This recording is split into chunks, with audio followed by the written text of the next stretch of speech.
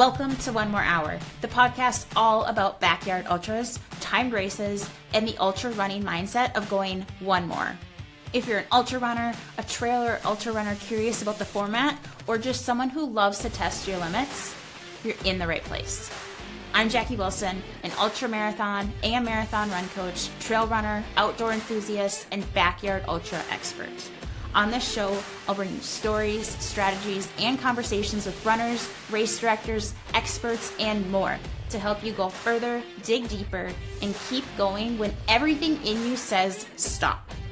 Thank you so much for joining me for some yards. Let's get started with one more. Welcome back to the One More Hour podcast, where we dive deep into the world of backyard ultras, timed events, and the mindset of going one more. Today's guest is someone who, I feel like he has such a presence in the U.S. backyard format, but I think he's also just kind of quietly ramped up in his backyard performances, which I think is absolutely incredible and something I want to talk about today. Today's guest is Dave Kwiatkowski. Did I get that correct? Yes. Awesome. I practiced. And I really think the thing that's fascinating about Dave is it's not just about the distance covered, right? It's the way that he's improved.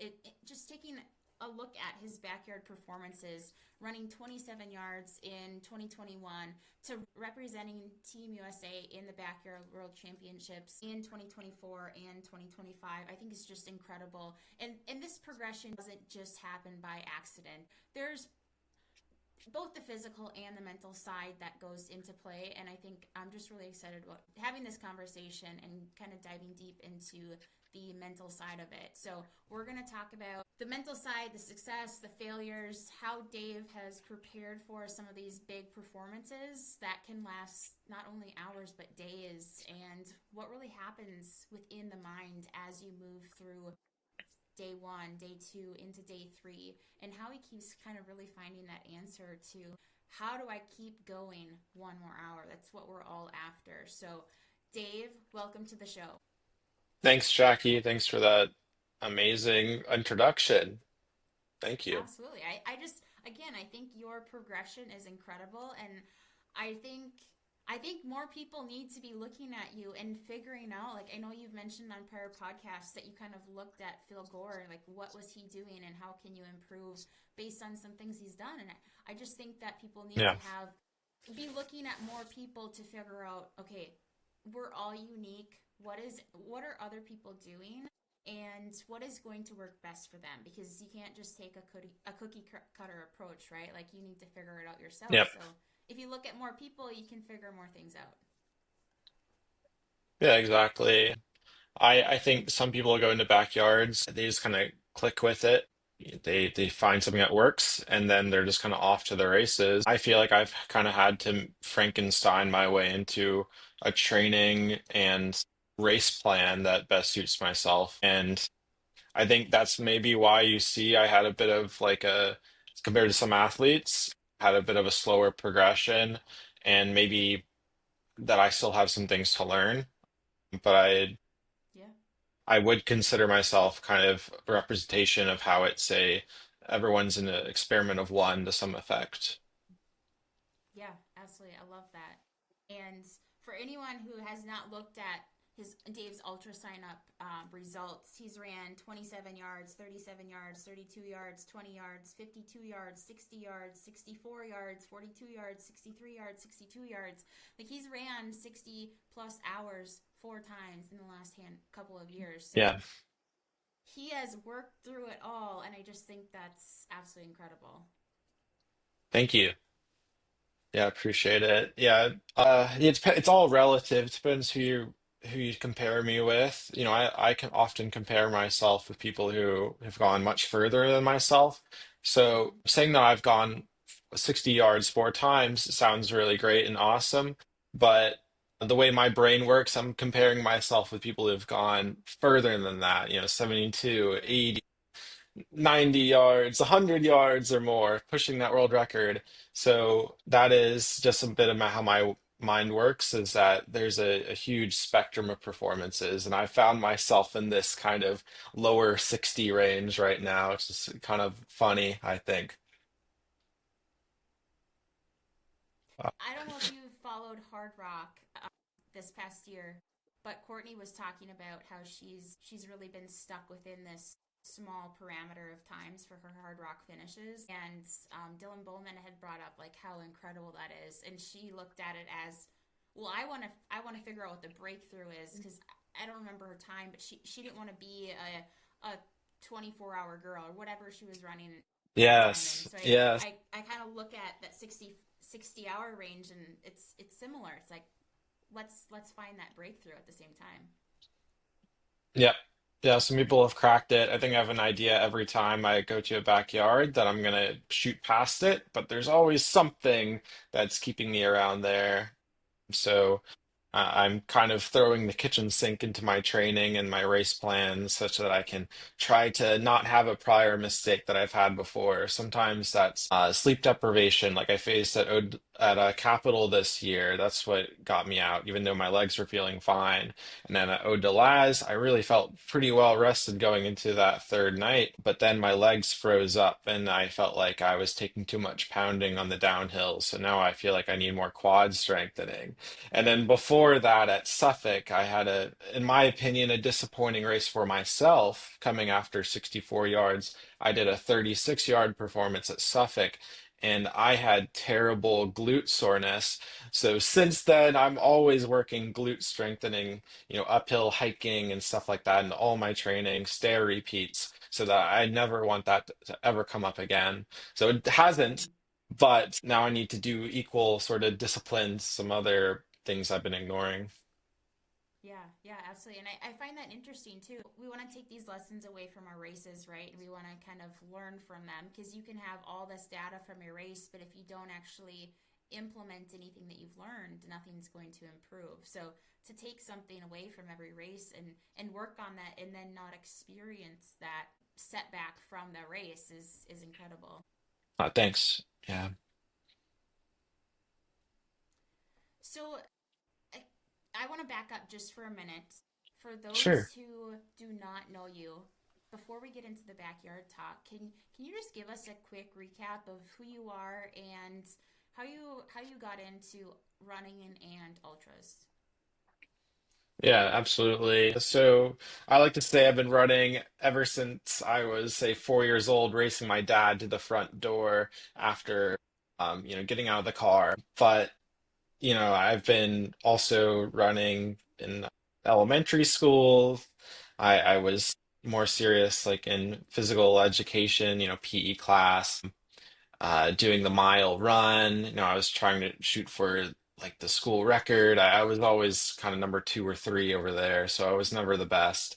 And then in middle school, I found myself racing faster than another really talented athlete at our middle school, and I was asked by the high school a coach for cross country and track to join the high school team and start running with them after I did like a 505 mile run in middle school. So then started running with a high school group.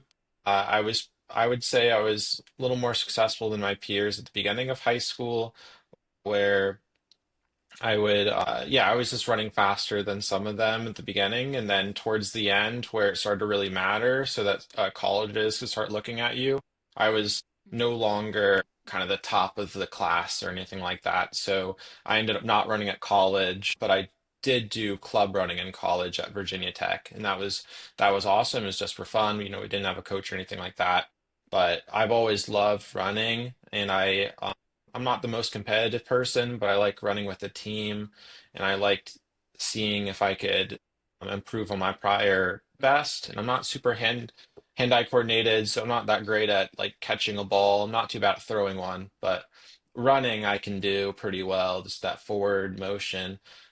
Um, and then I did some rock climbing after college when I lived in Seattle, and uh, with climbing, I was getting really into it, but then the pandemic hit and the gyms closed. So then I kind of opened my eyes back up to running again, something that I can do even under those conditions, and found my love for it again.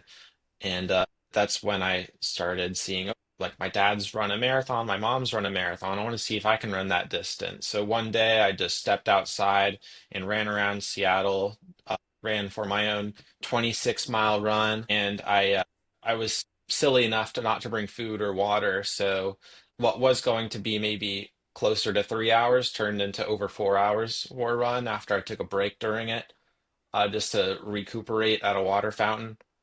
And then so that was to me really exciting. I started to really respect people who run marathons. And then I thought, oh, my he's run up to 100 miles. I want to see if I can run a ultra marathon. So I just did the same thing, stepped outside my door during the pandemic and ran 30 miles around Seattle.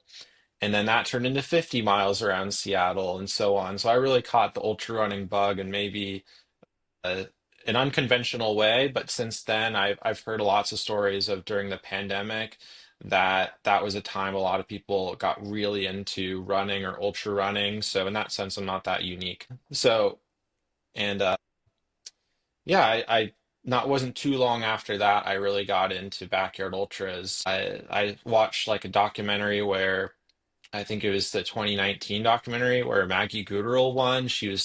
I think that she was the first woman to win bigs, and I thought that was just amazing. I thought, wow, this is a pretty awesome sport that a woman just won this race with no finish line outright.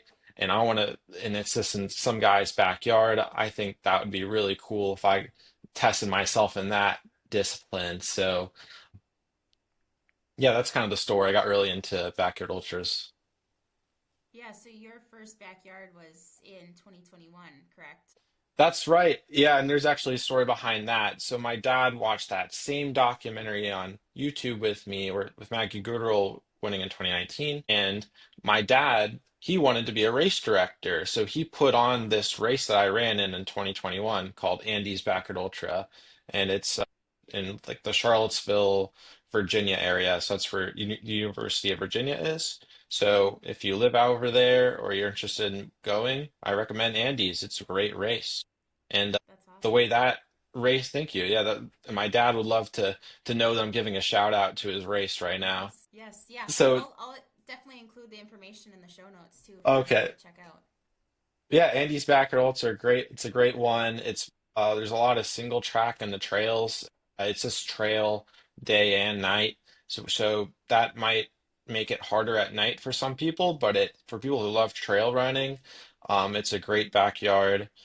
It's a really peaceful area, no noise pollution or anything like that, and it's just beautiful. So that backyard, it came down between me, my dad, and another runner, and this was on the going early into the second day, and I wasn't feeling too good. I had the first before this backyard ultra, I only ran 50 miles at most, and that was during a backyard ultra simulation beforehand. And my dad looked at me and said, Dave, I know you're not doing well. If you want, you can just pull the cord right now. You can stop.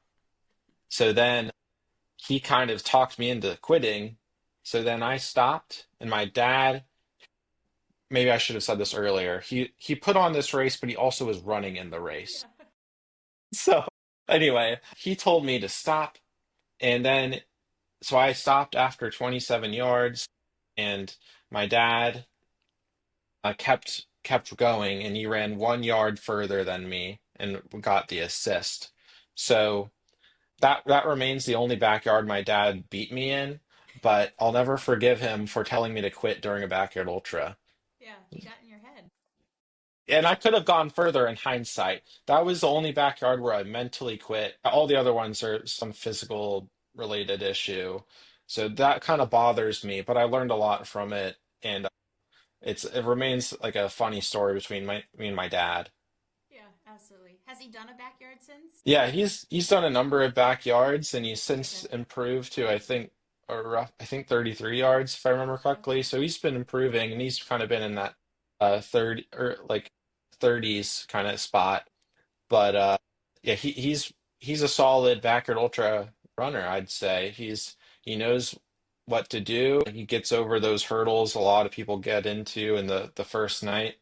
So, I'm proud of all the races he does, and 61 years old now. So That's awesome. yeah, it's been impressive in my mind. Yeah.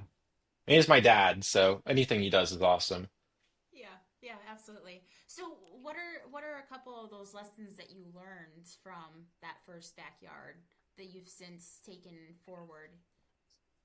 Yeah. Yeah, so in that first backyard that I ran in, my knees started getting really sore. And again, before this race, I only had ran 50 miles at most, which is a huge distance, okay, but I had now run over 100 miles. So I think it was a bit of a shock to my system, maybe like with the whole sound body kind of effect. The fact that it was so hard on my mind made it hard on my body. It's a theory. But the athlete who won, who's Jamie Travels, said his knees he looked so fresh on that second day, and I was looking at him, and he was, as my dad is telling me to pull the cord at this point, but I can look over at the hill in the distance, and Jamie is doing some high knee sort of exercising as he's running, some butt kicks, and I'm thinking maybe it's all that stretching he's doing during or the race that I should pick up on. So that was one tidbit. Now I try to stretch during the race, sometimes while running, or sometimes in between the loops, like on the start line, and that keeps me a little bit more limber as the race goes on, I think. The other thing, I stopped because I was kind of mentally done. I was getting bored a little bit, I'd say. So I don't know what that is. I think I developed a bit of a hunger after that, honestly, to go further, and I think that's kind of been my big why, I guess, is to improve on my prior best. So that's another lesson I've had, and then another one is that my training, I think, just I didn't have enough miles under my legs at this point. I kind of had just discovered ultra running, and I just needed more miles, and I think that's what has prevented my knees to get as sore as well. Yeah, so there's lots of lessons. It's kind of been a while now, but those are some that I can pick up on. Yeah. Hmm. Yeah, I think the stretching aspect is really interesting, and I think a lot of runners experience that in their first couple backyards, just the stiffness and the realization of like, I really need to switch up my stride. I need to do some stretching. I need to do some lateral movement to keep my body feeling better than just this forward motion all the time. Totally. Yeah, not the start line. I often do some squats. That's a really solid one right there. I'll Another one I'll do is just kind of go side to side. I don't know what you call these motions. Someone knows all these. It's the stuff that you do before you should be doing before you run, Yeah. or after. It's anything where you're moving back and forth or you're stretching a leg. That's the Hmm. stuff that I do during backyard. So keep it pretty simple. Yeah. Yeah. No, I think that's a really good tip. So, just thinking about your first backyard to now, like, what do you think as Yeah. what do you think has helped that progression? Um, Let me think. I think the first big lesson I had that has really accelerated my, I don't know, my improvements has been at Capital Backyard the first year. I did 37 yards. So I began that second night, and I was thinking during that race, I really want to get to that second night. I can't wait to get off this trail and hit the road again. That'll be awesome. I've never hit the second night before, right? So as I got closer to it, I started getting tired a little bit, so I stopped eating. I just decided I'm gonna eat like one gel instead of two, right? Or so to speak. I'm going to Mm-hmm. not eat this yard since I don't want to eat, and then it kind of negative. It becomes this like a spiral effect where the fact that I'm not eating makes me want to eat less, and I feel like you need energy to eat.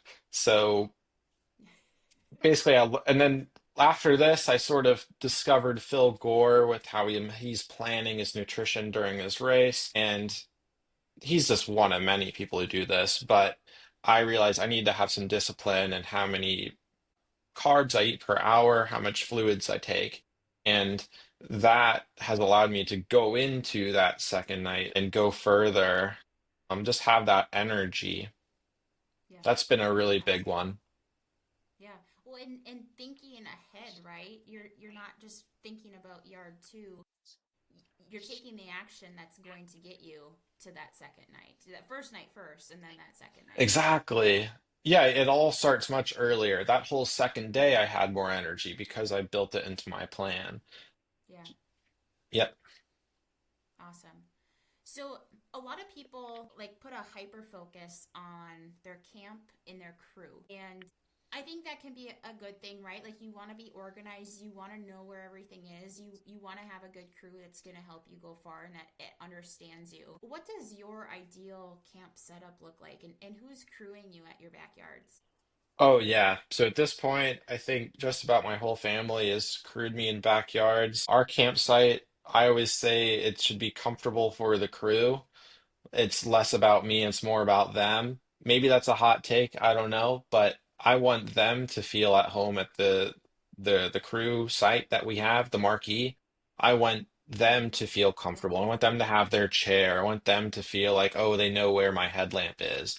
I want them to be able to, oh, I have a really easy way to make some food or take a nap so I have more energy as a crew member. I want all those things for them. I don't want it to feel uncomfortable. So that's how we sort of set it up. And then at night, I don't really need the light. The crew needs the light. They need to be able to see. I don't because I'm trying to sleep.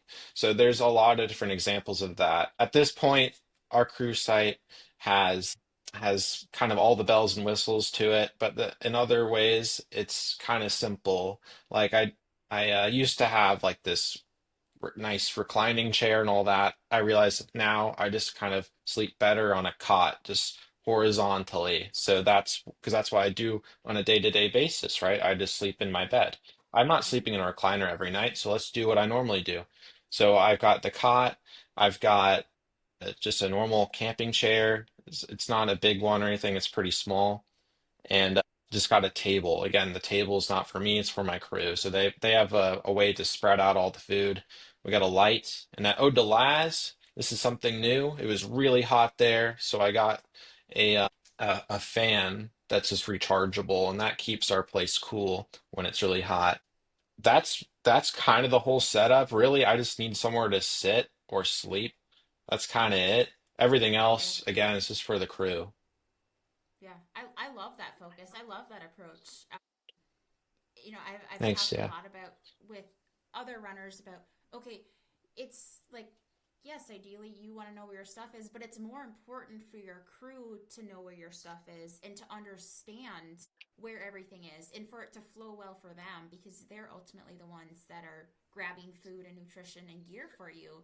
Like your goal is to sit in the chair and take in Yeah. or take in nutrition or change your sock, whatever it is, but to expend as little energy as possible at all times. So let your crew do all the work and let them know and organize and everything. 100%. And also, I have to say, my fiance crewed me the entire time. The last two backyards I ran in, so it's been over 60 hours. So I have to commend her for that. She's just the best. So That's incredible. yeah, she's my number one crew chief at the moment, and probably always will be. So long as she likes these things, it Yeah. may get boring at some point. Or, oh, Dave, you should probably get a new person, maybe a friend. That may happen one day, sooner or later. I don't know. When was the Yeah. first backyard that she crewed for you? So she crewed me at Suffolk Backyard Ultra, Okay. and she did a excellent job there. And she was kind of given a rough hand because I wasn't having the day I expected. I had glute soreness really early into the race, and I never had that before. But she was able to, massage or able to kind of patch things up so I could keep going. And she knew that I was kind of disappointed. I was kind of wearing my emotions, but she kept me emotionally strong, said, Dave, I know you're not feeling well, but you got this, keep going. So she's a great emotional support person when things aren't going my way too. And she knows how much I really want to make it to bigs, that year. I wanted to go far so I could go to the individual champs in 2025. So she hears me talking about backyards all the time and knows my goals, and she's got a good memory, so she's able to like communicate with that and pull from those Yeah. things when I'm hurting. So she's perfect. Yeah. She sounds like the perfect crew person. Just She is, yeah. to know you so well and to remember those things and be able to encourage you and point things out when you need them most, right? Absolutely. Yep. So you are a software engineer. In terms Yes. of data and technology, what what do you pay attention to in training and on race day? What data do you ignore? Like what do you care about and what don't you care about? Oh, that's a good question because it's changed over the years. By and large, I'm not, ironically, that this might be left field, but I'm not really that into data for my training. As a software engineer, you might expect the other way around. But I am kind of more of like when it comes to my training, I'm a bit more of a feeler than a thinker, I guess, and Myers-Briggs wise. I don't plan out my runs. I go by feel. What I will plan out is some, I don't know, uh, project run, maybe like an FKT or wanting to do a certain workout. Like, oh, I haven't done a long run in a while. I'd like to, do some loops around a park for a bit. Or I want to test out some nutrition strategy. I don't pay attention to numbers as much as I used to. I don't actually now I don't I kept my Strava fairly private now. I used to publicize that, so I don't even really like to hear about the data that I have anymore. Yeah. I like Yeah. to keep that to myself. So a lot of that is just I feel like I perform better and I have a stronger mental game during training and during the race when I Hmm. don't think about the numbers or I don't hear about the numbers as much, and I just have like kind of a more of a vibe-based training plan. The numbers I care about more day nowadays has been my electrolyte intake and like keeping the ratio good between my water and electrolytes. That's something that I've kind of adapted into my races and training only like less than a year now. And I don't know how this is going to work, but I bought like this H drop electrolyte sensor Yes, I have one. to get kind of, I've done, oh, awesome. Maybe you can tell me about it, but that would be really cool to hear. I haven't actually, it's still in the box, so I haven't even opened it yet. Levi Yoder, he recommended it to me because he was about to get one. He's a USA teammate in the past, Yeah. and Levi's awesome at backyards. Talk to him if you haven't. But uh, I've done some salt tests this year, Hmm. just Yep. kind of one-off ones, but I really felt like I wanted even more data on that because in backyards it hasn't really always gone to plan despite those tests I took. I've either Yep. just undershot the amount of sodium I should have, or I've a couple times now just gone over a little bit too much and had some side effects there. So I feel like I could benefit from dialing in my electrolyte water balance just a little bit more. Yeah. No one I wants to agree. cramp up or have like diarrhea if you have too much, right? So I'm Right. trying to get that in Yeah. correctly. Well, and I found it beneficial to understand how your sweat loss changes over a longer period of time and from day to day versus having, I've done tests in the lab every February, but that's just one point in time. So just Yep. getting a broader understanding of how it changes throughout the summer and in the fall and in the winter. But then over a longer period of time for a backyard simulation or even on race day has been really helpful. Oh, for sure. Yeah. Yeah, I think so. It bothers me having something that feels trivial, like not having enough, enough of something. I want to Hmm. get that straightened out because it in the past, especially like if you're peeing too much or something during a backyard ultra, that can be sometimes a reflection of that imbalance with electrolytes Hmm. and water. And everyone knows like it takes a little bit of time to go to the bathroom during a backyard and you only have 60 minutes. So Yep. that could afford you a couple minutes or something, just dialing that in a little bit. And that has been the case. for me, where I've wasted so much time in backyards just having to go to the bathroom. It happened at Eau de Laz. I was going to the bathroom too much, and it's just kind of the worst. So It is. it's kind of funny looking back on, but uh, yeah, that's it hurts to know it seems trivial. Like it's not about, oh man, I really hit my limit. It doesn't feel like that. It just feels like I'm going to the bathroom too much. Yeah, yeah. It's kind of like you think about a point to point race where runners are focused on reducing their aid station time, or like for an Ironman, trying to reduce their transition time. We want to reduce our bathroom time so that we have more time Yeah, on the course and back at camp doing yeah. other things. Exactly. And so much of backyards is consuming stuff. At some point, you gotta let that go, right? So it's always Yeah, going to be part of the math equation where you may not experience that in a, I'm going to use air quotes, like shorter race. I think some yeah, people could even run like a 100 miler without going very much, mm-hmm. Yeah, which is awesome if you can do that. But in a backyard, everyone's going. Yeah, right. Yeah, yeah. Especially when you're getting out to 2, 3, 4 days. I mean, it's a lot. exactly. Yep. Like if you're coming in and you would come in with only 5 minutes to spare, but then you include those bathroom breaks, now you only have a few minutes to spare sometimes. Yeah, yeah. Not a lot of time. So right. So now that we're talking about, problem solving and expecting some problems to happen, what problems have surprised you in the past? I know you mentioned you never had glute pain before and it popped up in a race. What Yeah. are some things that you've been dealing with that you've also been problem solving during the race? Yeah, the glute one was big. I mean, it's always surprising feeling more sleep deprived than expected. It hits all at once often. For me, this is maybe a little bit self-induced, but I push out caffeine as much as I can because I feel like I get a better hit of caffeine when I first take it during the backyard. And I try to only have caffeine when I really need it. Well, Mm-hmm. at some point, not needing it at all turns into, whoa, I really need caffeine. And that for me is usually around hour 40 if I haven't had it since then. Okay. And that's a really surprising yard because it feels like it comes out of nowhere that I'm just so sleepy. In fact, almost every time I have this mental feeling of I want to quit, and it's really just I need some caffeine is effectively what's going on. So I go back and I say, guys, I kind of want to quit, and then they say, wait, Dave, you haven't had caffeine yet. Take this caffeine, and then I'm off to the races again. And it's always a surprise when it happens, but yet it shouldn't be a surprise because it always happens. Yeah.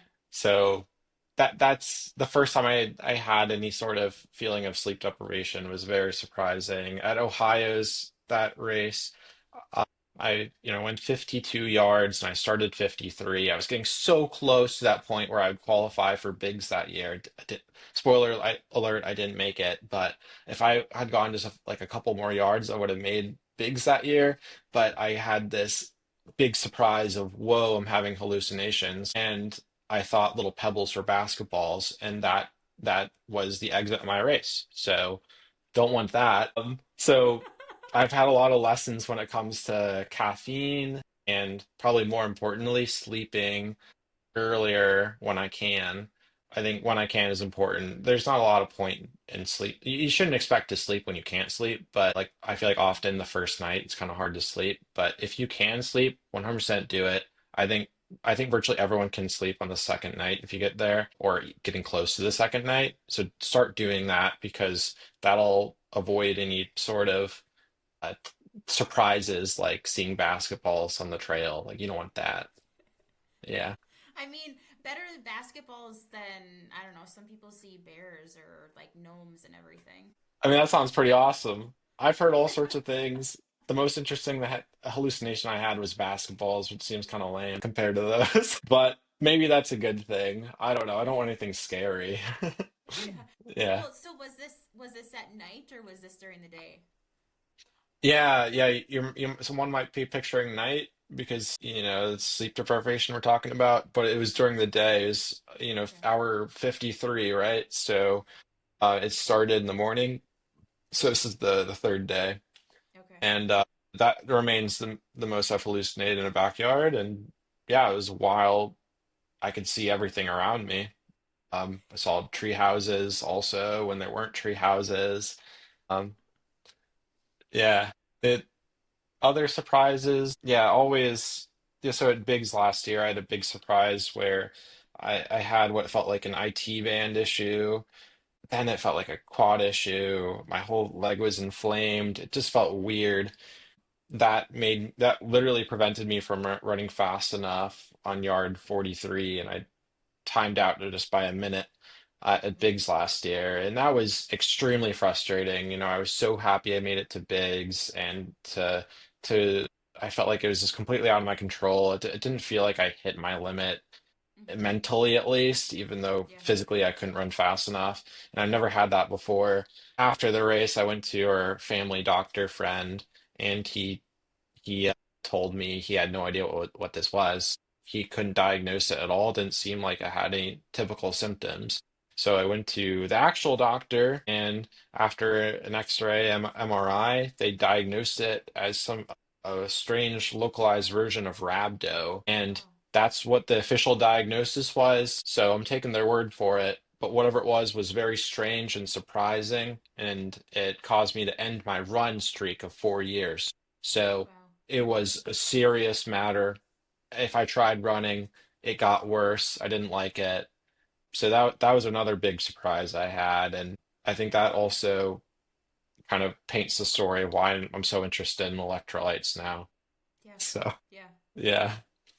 Well, and for our listeners, I just want to point out, like, Dave is talking about these things that have happened in races, and if you've paid attention, he's taking the lesson of what has occurred, and he's trying to find the solution, and there's always something, an action item that he's taking after each instance, which I think is really powerful and just goes to show, like, the strength of you as a runner who is curious about how can I go further, and how far can I push my limits, right?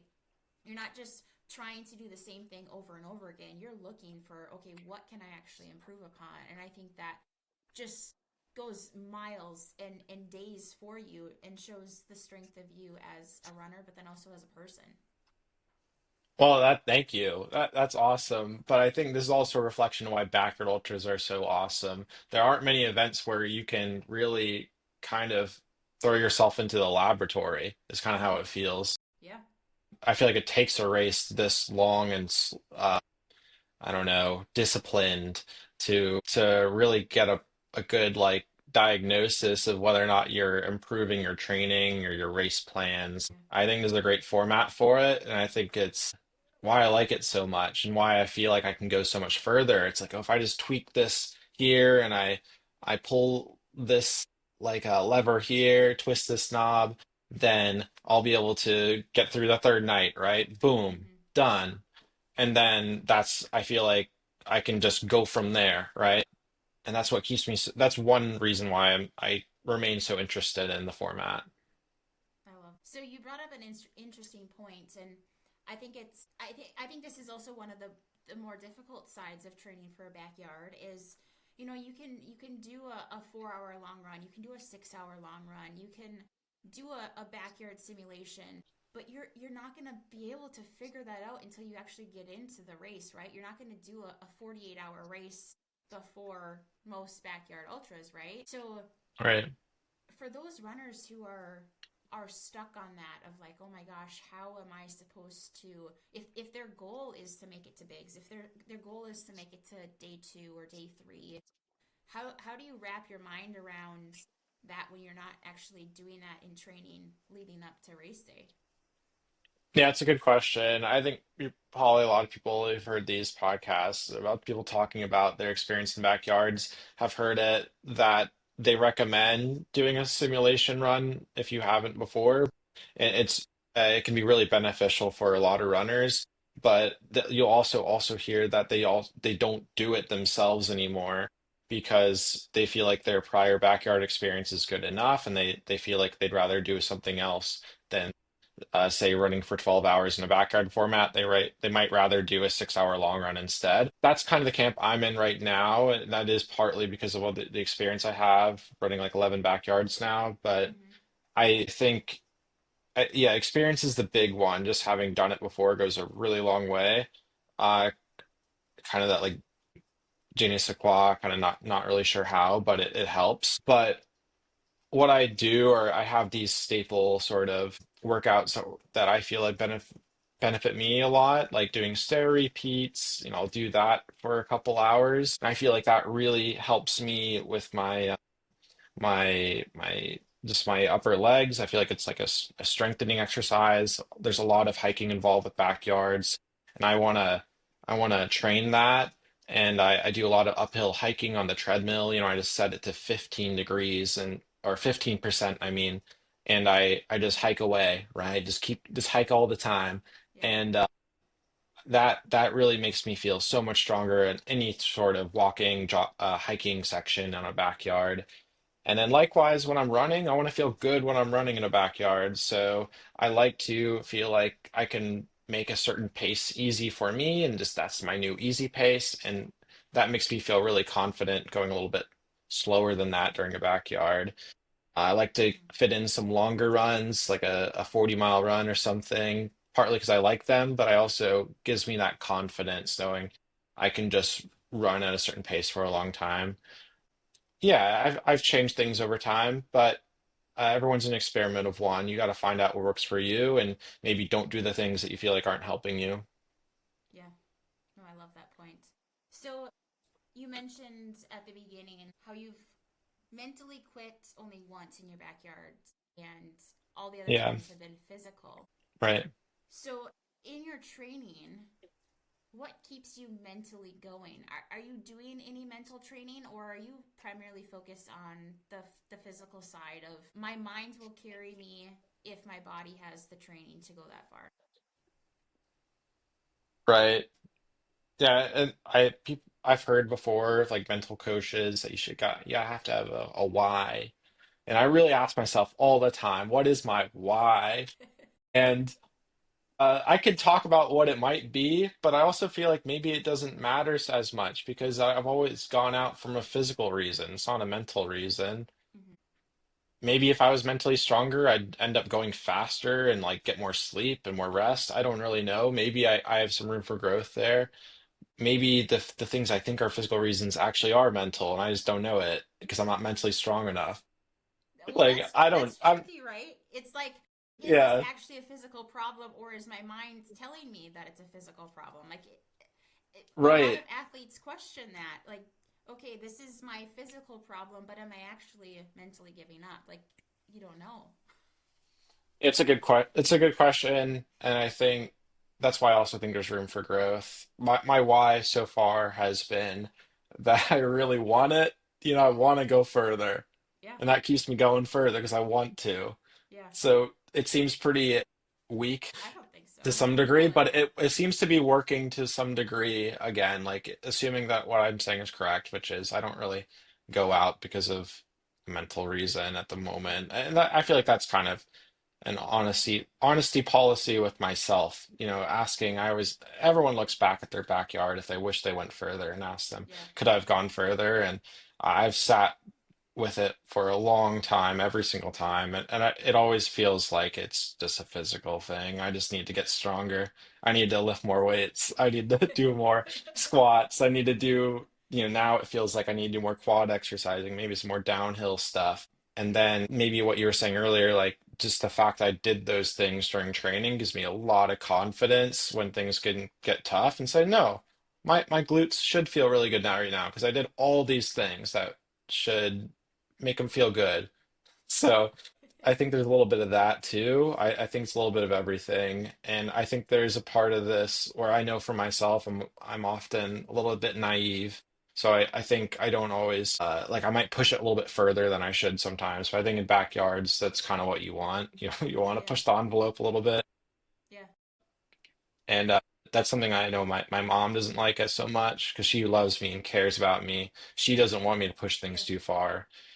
So that's anyway, it's fun talking to my mom about this stuff, but yeah, I want to see, I want to get injured, I think, in backyards because that means that I was really mentally tough in them. That's probably controversial, maybe. I think some people, like a coach, would say you shouldn't get injured during a backyard, but I it's all based on your intentions, right? Like that's just something you right, have to decide ahead of time of where the line is for you and like how far you're willing to take it.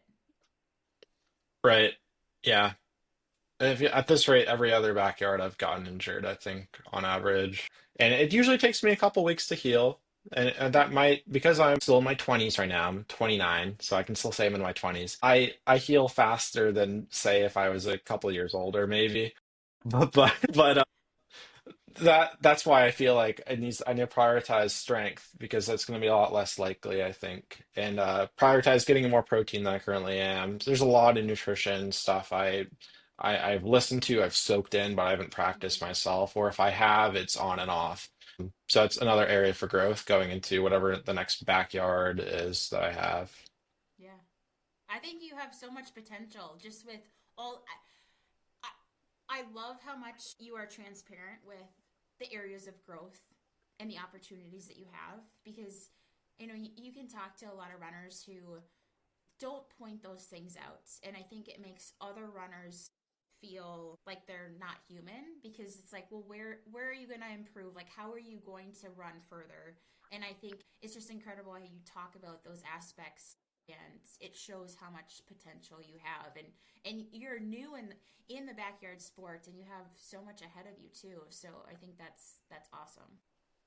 Appreciate it. Thanks. I always look up to these people who've gone further than I have, especially, but everyone has their own story with backyards, their own challenges.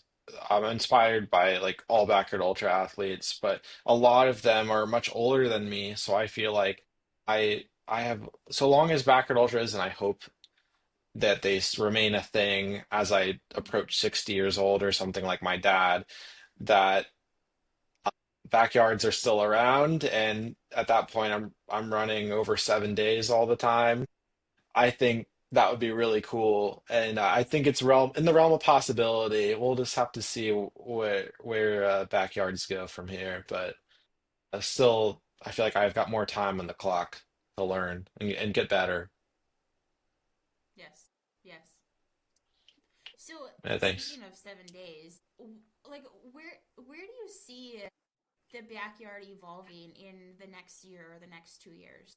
Yeah, so I think everyone, if you haven't heard yet, Phil Gore, he's doing this project that he's calling one Project 168. I'm going to advertise for him because I think it might answer some this Yes. question. He's going to be running in the backyard ultra format, so to speak, doing a little over 4 miles every hour on the hour by himself. So it's not a backyard race, it's not official, but he's going to be doing it for 7 days, 168 hours. And I think because Phil Gore I think most people would agree that he's got the resume that points that he's the best in the sport right now. Other people may be like up there with him. They just haven't had their race yet, like Luke Cash, or haven't had someone to go far enough yet to really show. But like that's why Phil's doing this project because in backyards, once there's only one person left, the race has to stop. So that's maybe why Phil hasn't gone past 119 right now, but he might be able to show that, yeah, like 7 days is totally doable. It's just that I haven't had, the day hasn't been arranged yet where two people can go that far at the same time, or the race was too difficult, or the weather wasn't good. But he's giving himself an advantage by not Mm-hmm. having anyone say, "Hey, you have to stop now." So we'll see if he can do it. I think that it could be like a Bannister kind of thing where people can see like, oh, someone broke the 4 minute mile. Now everyone does. And maybe him approaching that 7 day mark or over 6 days, it's whatever he ends up doing is going to push the envelope. And all that being said, yeah, I think 7 days is possible, right? You've got the 6 day athletes going over 600 miles in 6 days. Who's to say that can't be done in seven as well? And I think the backyard format, like Phil's learned how to do it. So well, who's to say like he can't do it for 7 days? I don't know. I think the backyard format might help him do it actually. So anyway, that's my long-winded answer. I think it could go that far. I'm not saying I'm going to be the one to do it, but I think maybe one day. But like I said, maybe 30 years from now I'll be doing that, but maybe sooner. I don't know.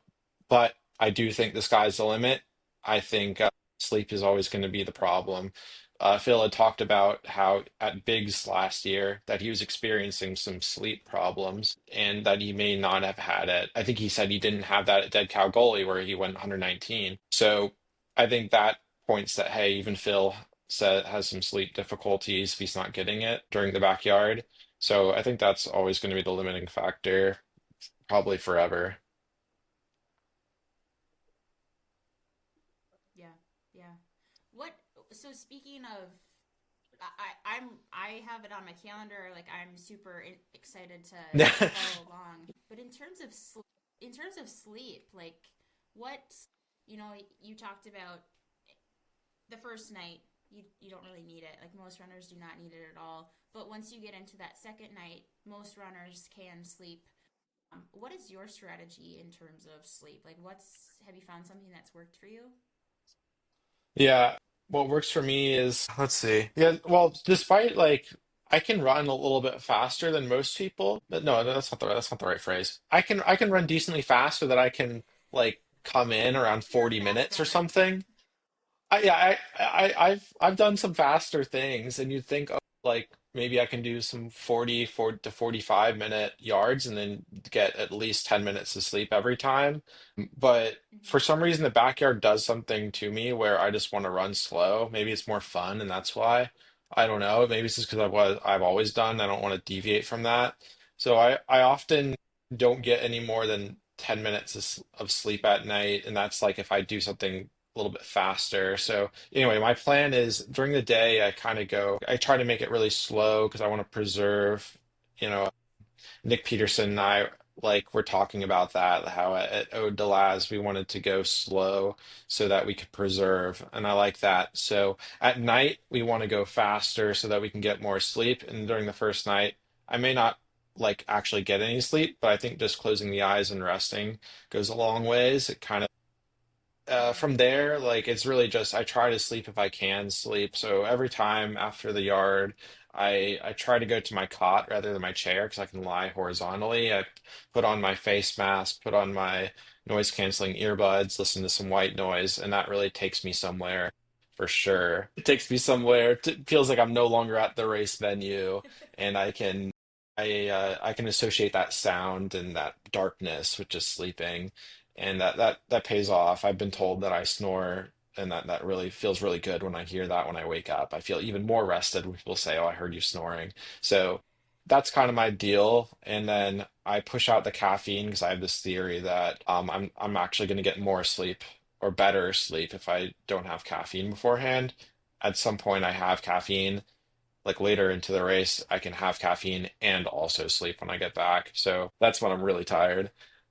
Uh, yeah, my that's kind of it, I guess. I go faster at night so I can sleep more.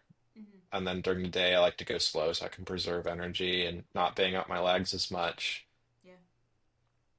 Yeah, so with the fatigue, with the sleepiness, with the tiredness, you had mentioned where you get to that kind of 40-hour mark, and you're like you come back to your crew and you're like, I think I need to be done, and they're like, no, Yeah. Dave, you just haven't had caffeine. Yep. So when you're working through that moment, when you're out on the course and you're starting to have those thoughts, like how are you Yeah. working through that to actually get back in time and not to slow down? Because people will negotiate with themselves, like, okay, I just should slow down and then be done and time out, right? So how are you working through Right. that to get back every single time and then be like, you have your crew tell you, Dave, you just need caffeine. Right. So while I'm out there, I don't necessarily have that thought of, oh, I just need more caffeine. I just feel like I'm Mm-hmm. tired, exhausted. So I don't always connect the dots while I'm out there. Yeah. And I don't always have caffeine on me either when I'm running, and it's since since this happens so often, I usually run with some caffeine on me so that now I can like fix it in the moment. But that's only been a recent thing. Yeah. While I'm out there, I'm having this I want to quit attitude. I grit it out in short. Like I stumble along. Usually I'm just so frustrated because I'm not at my like I may be like a day or so away from even hitting my PR. So I'm just frustrated. And that frustration I feel like can propel me a little bit. Just that angry pursuance of wanting to get through the yard, which which doesn't work as you get closer to your PR because then you can justify oh I want to quit and I'm but that makes sense because I'm at the furthest I've ever gone. Yes. But Yes. when you're a day away from it, it makes less sense, which can be frustrating. So Hmm. that helps me, I think. It really just feels like being down in the dumps. And I usually at this point I just kind of tell someone else in the race that, hey, I'm like this sucks or like I'm not feeling so good. And then I say like, can I run with you? And that has happened a number of races now. I did it a lot at Ode de Laz, my last backyard.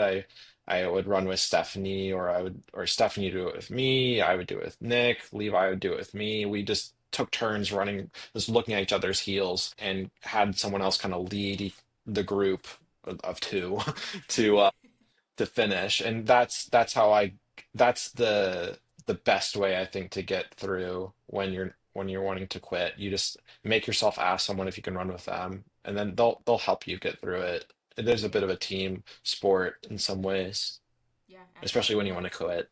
Yeah. yeah, and when other runners want to go far, you have to have at least one other runner to keep going. And Right. I think I think you had an incredible group. Like I've talked to Nick, I just talked to his wife Veronica. I've talked to Stephanie. I need to talk to Levi.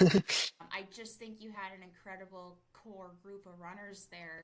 It was. Yeah. Yeah, yeah. So like, what were some of those other conversations that you were having out there? Because you know, there's a sharp drop off, right? And then people start to dwindle off. So the four of you, Right. like, what was that like running with the other three people? Right, yeah. So the four of us, at some point during the second night, I think it was just the four of us, and I don't think any of us are really that I know of were hurting during that time. So it was only pleasant things we were talking about. Like I pointed out, like, "Hey, Stephanie, look at that shooting star," and then she was like, "Oh, that looks awesome." So and Stephanie is so upbeat. She's so positive. And then Nick is just a little bit quieter, but so he's still super upbeat and outgoing. So when I talked to Nick about like music we like during that second night, it we're talking about like I we were asking each other silly questions like if you were a flying animal, which animal would you be? And I said flying squirrel, and then Nick said that doesn't count because flying squirrels glide. And so then I had an argument with him about that. Oh Um, my so we talk about silly things like that, that it's really fun because when you look back at backyard ultras, you're sleepy, you can't really remember all the different hours, but you can remember those moments. You remember the shooting star, you remember the conversation about the flying animals. Uh, and that's I think you got to remember that while you're in the backyard race, that you're creating memories just by talking to people, which as someone who's a little bit more reserved and I'm not the most extroverted person, I've come to realize that like backyards are the time to like talk to people because it's gonna make you more fond of of them, look back at them in a positive light, and it's gonna make you want to God. sign up for another one. Yeah. Do you ever Yeah. find the need to recharge that social battery when you're out there? Uh, yeah, especially when I'm like just low energy. I'd say like because I love running so much, even if it's an easy run or a really hard run, doesn't matter. Any spectrum of type of running, I'm gonna be more energetic than I normally am, and that's true in backyard, especially when it's you got all these people around me. I mean, so actually the Yeah. truth is, if I'm not very social, it's because I need more fuel. Like I need more. I don't know. I need to eat a gel or something. So it's Yeah. kind of cool that it really is that simple. Like if I'm not feeling social, I need to eat. So I wouldn't say I have to like I don't want to say running ever. reduces my social battery. I understand if it does to some people, that's cool, but to me, I feel like it does the opposite effects. Yeah. I love that. And, I've talked to a few different runners and I've realized it myself that if I if I feel that need to like I don't really want to talk or I'm getting annoyed by listening to other people talk, you just need to Yeah. like you're just Yes. falling behind on fuel. There's It a is that. reason. You're totally right. And actually, I'm going to add on like sometimes if it's not about eating, it's about something to do with eating. And that includes going to the bathroom. Like if I go to the bathroom, Yeah. sometimes I can start digesting again. And all of a sudden, I am so good. It feels like I just had a Red Bull after going to the bathroom sometimes. So it's something about like just letting your digestive system go through the motions. Yeah. There's so many different parts of that apart from just eating. Um, but I think eating's a really big one. That's something that's really trivial. Like just have some food on you, like have that extra gel on you just in case you're behind. Yeah, and you get annoyed. I think that's a good way to put it. Like getting annoyed by someone talking. That I know that for me, I don't that's unusual, especially while running. So Yeah. Yeah. I don't normally Yeah. get annoyed when that happens. So I think we need to touch on Bigs because you've ran at Bigs twice. Yeah. What just tell us about that experience because so many people, we've had the live stream to watch, which has helped a lot, but you're still not there, and that's a big goal for a lot of backyard runners. So, like, what has that experience been like for you? Oh yeah. So um I think you got to contextualize it. Like what got me into backyards is watching that documentary where Maggie Gooderl won in 2019. So I was just so like enamored by the backyard, you know, Biggs, Laz, the whole thing felt like Disneyland to me before I ever went. And so that's some like important context. It felt like just yeah, Disneyland. I don't know, like an amusement park, somewhere where like your dreams come true. I don't know. So where I think about Biggs before having gone, and I'm just thinking like I'm picturing fireworks and metaphorically and like the best stars you've ever seen. Beautiful trees. I don't know that like Laz is like Santa Claus or something for backyards. So I'm picturing all these different things, I guess, in my head. And when I set foot, like to put up my marquee in 2024 on the USA team, because I had got in through winning Queenie Backyard that year. So I stepped foot in his yard, and I think the way to describe his yard is smaller than I expected. So it sort of had this like Alice in Wonderland type feel, I guess, where things felt like weird. It was like, whoa, this is not what I expected, but I still like it. It's like I didn't expect it to be small, but I like that it's small now. And like going into his woods, I didn't really have all the ins and outs because there really was, especially at that time, like not a lot of footage of the race. There was like one blurry YouTube video and before I'd gone where I could look at and be like, "Oh, look, there's like the V tree or whatever." But actually running through the course, there's all these cool like nooks and crannies and like the sun shines through in this one spot in a really beautiful way. It's like my favorite part of the course just feels like a very arbitrary part of the course, but it just the sun hits through the trees in this magnificent way I haven't seen any other backyard before. And the night course, despite it, a lot of people saying it's kind of boring, where you just go out like down this hill and you take a left turn, it's like this big L shape. The sky is magnificent. You can see all the stars, and there's this kind of iconic house you run by, and the turnaround just is the perfect turnaround. None of this really makes that much sense because it's just some guy's backyard and some road in Tennessee. But the fact that it is Biggs makes it so beautiful, Yeah. and that can never go away. And I think that remained true. Like even having gone the first time, going the second time, if I ever go again, it's always going to be true. And there's all the history that's been there just makes it so beautiful.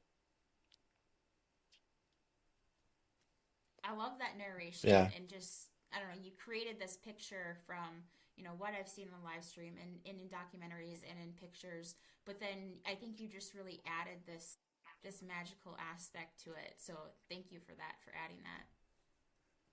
No problem. Yeah, and I actually have to say, like, people, if they want, they can.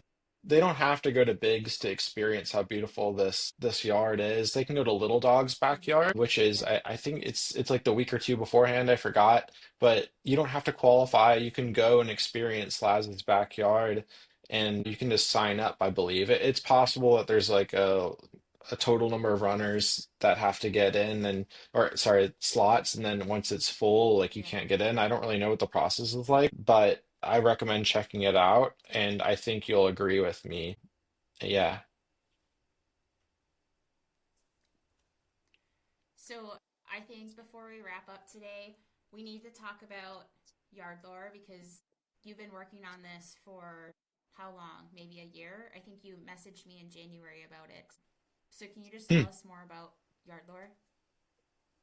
Yeah, yeah, thanks. Yeah, I for sure. Yeah, so I think I started messing around with it sometime earlier this year. Yeah, I don't really remember the exact date, but it was sometime earlier this year, but it was kind of like I was workshopping this concept probably since 2024, and I'd start working on it, and then I didn't really get to a completion point that I liked, so I just scrapped it. And then I would come back the next year, like in 2025, mess around with it a little bit, and then, I don't really like I'm something else. What happened, like going on in my life, so I just scrapped it again. And then this year, I felt like, wait, no, I'm gonna sit down, get this thing done. I'm gonna do it right. I had a good little downtime part of my year where I could work on this project. So I started working on it. I think like it was either January or February this year. I don't really know, but I wanted to get something out. So okay, so that's the whole story, I guess. So now I'm going to talk about what this thing even is. So yard lore is which is just a combination of the words like yard, like you run around a yard, and lore, which is like a story, right? Or Mm-hmm. history. So I just slam the two words together, yard lore. So there's the branding story for you, but it's effectively just I don't know, like a sort of like data site. It's kind of like Ultra Sign Up for backyard ultras. That's kind of what it is. Or it's sort of just like a site where you can go to it and see, well, how many yards this person run, like what backyards did they run in before? Are they registered for an upcoming backyard? And then you can like click on I don't know, a backyard ultra that's coming up and see who's registered and see, oh, how many yards have they run? So you get a better picture of like who's running a certain race, which I feel like is ever more important, like as you're trying to qualify for championship races where you need two people to go far. I think a Yeah. site like this can be helpful. So it's just a site that I've been playing around with, and I know some people have been enjoying using it. I didn't do much advertising on it. I just kind of released it, and then I found out people started using it and telling each other about it. So it's just like an independent project. It's not affiliated with like Big's Backyard Ultra or anything else. So I feel like obligated to say that legally. It's just so there may be problems with the site, bugs, incorrect data, but for people who are confused about what this is, like despite everything I said, it's just like a hub for backyard ultras and for people who want to look at backyard ultra data. I think that's really probably the best way to describe it. Mm-hmm. Yeah. So it's called Yeah. anyway, the No, website is I agree. I yardlore.com. love looking. Yep. Yeah, no, I Oh, go think ahead. it's an Yeah. accurate description. I think it's an accurate description. I think everyone needs to check it out. I love having all of the backyard data in one spot. And, Ultra Sign Up is awesome because there's all the results, but to sift through all that information and to try to figure it all out, like there's a lot there. So to narrow it down to the backyard focus, I think is just an excellent idea. And I don't know, I like data. I like looking at like who is running, how far have people ran. I don't know. I just think there's a lot of value in that, and it's just interesting too. I appreciate that. Yeah, there's lots of things I could talk about it. There's a lot of little odds and ends with the site, little bells and whistles. But I recommend if you're interested in what I'm talking about, just check it out yourself. You may or may not be interested in what it is. If you have any feedback for me, you can just message me in some way. It probably is pretty like you can go to like my social media or something, or there are little links on the site where you can message me about it. I don't want to over advertise it in some ways because I recognize it's not like affiliated with Bigs or anything like that. I don't want to make it like bigger than it actually is, but it is a site that you might enjoy playing around with. One thing I really like about it is I have this concept of a what I called lore score, which is sort of like your ultra sign up score, or I forgot that's the phrase, right? Ultra sign up rank or Hmm. something like the per Yeah. yeah. Except it's for backyard ultras.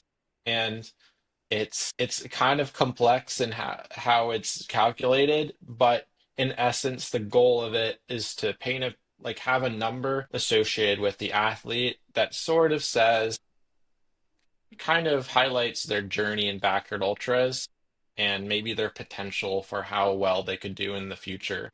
So it's not just what is the athlete's personal best or anything like that. It's more complex than that because if you could have someone who wins a backward ultra with 30 yards, but their actual capability is like, I don't know, 70 yards. Right.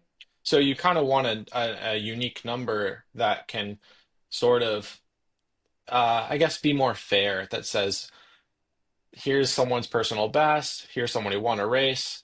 Maybe they're actually closer and maybe they're like their backward ultra story is more similar than what their personal best is showing us. So anyway, it's kind of a complicated equation, but it's worth looking into. It also involves like if I run faster than Phil Gore in some race, my score goes up a little bit because Phil Gore is Phil Gore. So there's you can relate that to like how chess rankings work. It's called ELO score. So that's kind of you can look at that at Wikipedia or something, and that's part of the equation too, where beating someone who's done really well, say in like a harder course than usual, may not give as much yards, but because you've beat these athletes, maybe you are in the equation when it comes to, or in the conversation, I mean, when someone talks about Phil, oh, you got to talk about this guy because that guy beat Phil at that race, you know.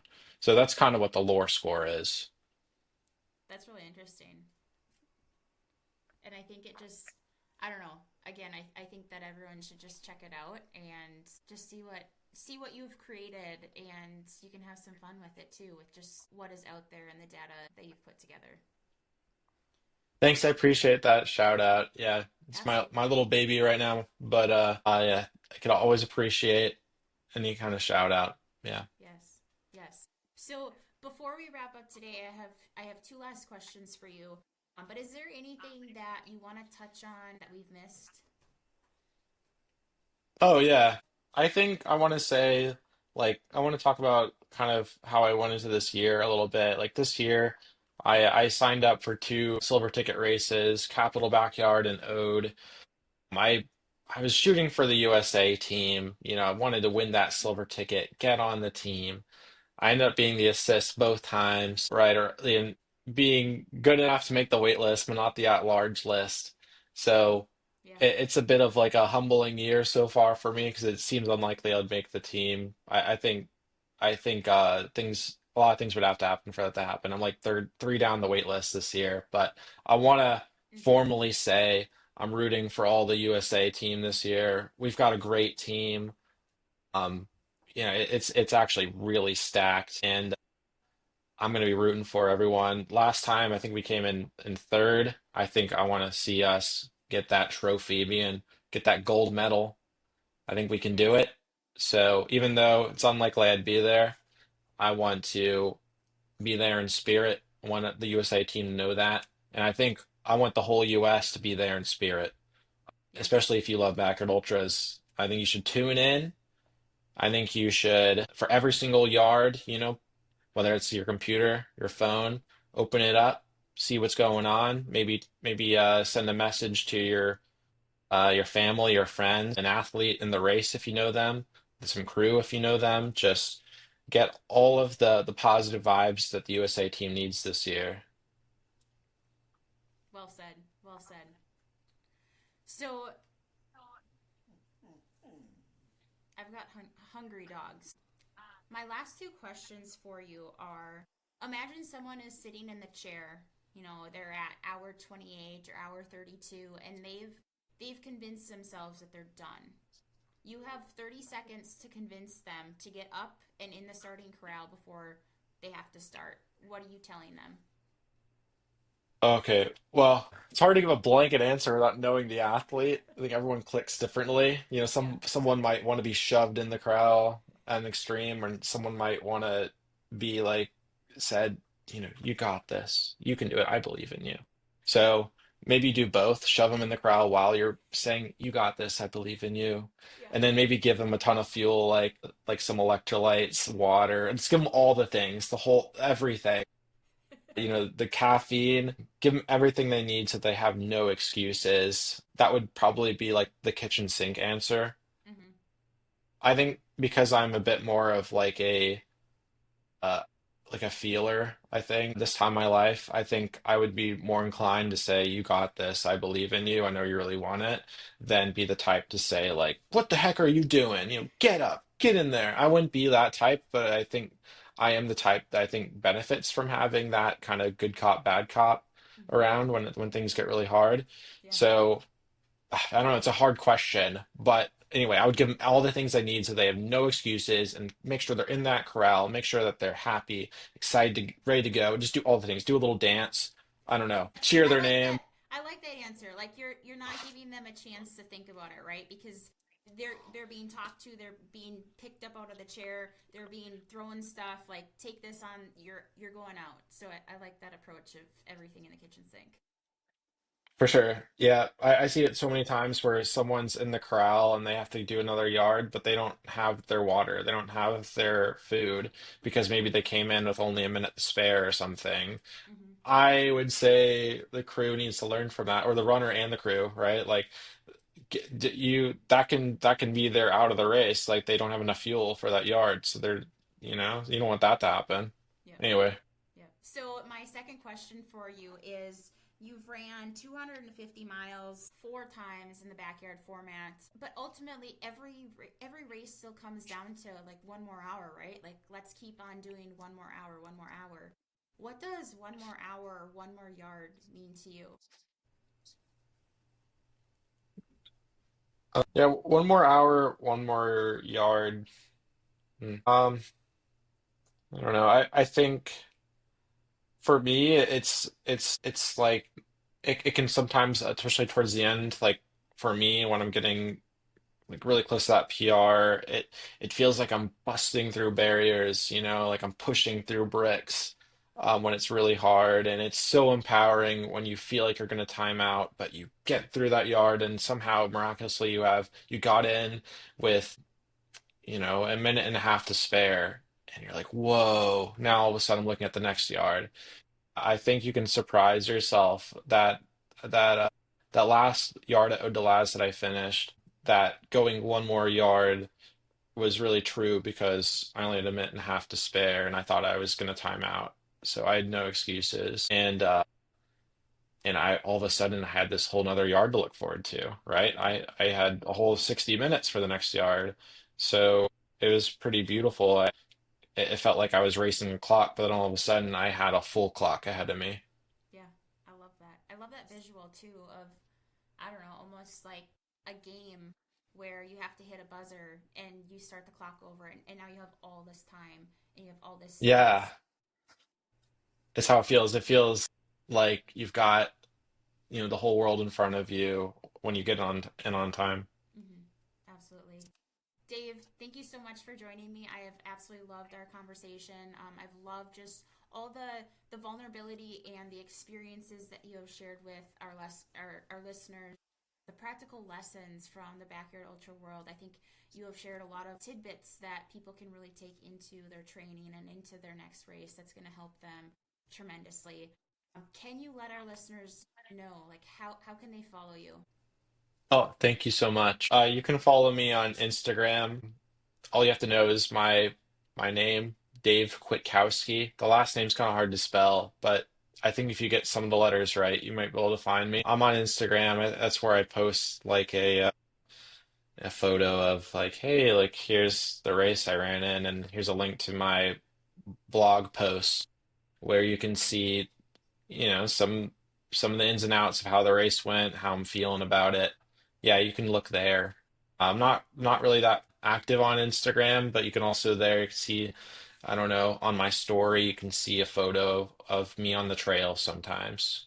Yeah, absolutely. Well, I'll put the links in the show notes. Your Instagram will also take them to your website, yard lore, all the things that we've talked about. So I'll make sure to get those links in the show notes. But Dave, thank you again so much for having this conversation with me. And for our listeners, like until next time, just keep showing up, keep doing your training. And when that little voice tells you that you need to be done, like just ask yourself, can you go one more hour?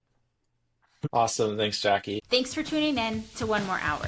If you enjoyed this episode, hit follow so you don't miss the next yard. And share it with a runner who loves pushing their limits. I'd love to hear your own stories of going one more. Connect with me on Instagram at the One More Hour Podcast.